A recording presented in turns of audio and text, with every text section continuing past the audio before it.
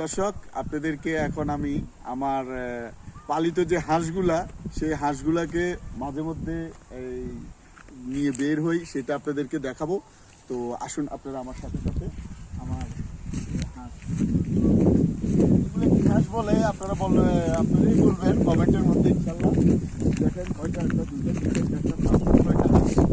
এই ছয়টা হাঁস, এই হাঁসগুলি দেখুন,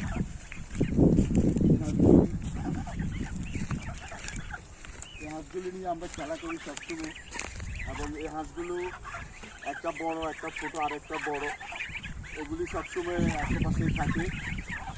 তো এই হাঁসগুলো একদিন বড় হলে আপনাদের সবাইকে দাওয়াত দেবে ইনশাআল্লাহ।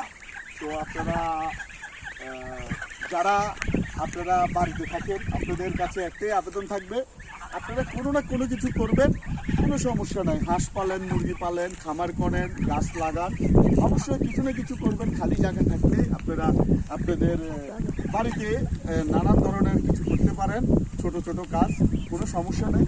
তো আমার হাঁসগুলোকে একটু দেখাও, একটু সামনে নিয়ে হাঁসগুলোকে দেখাও।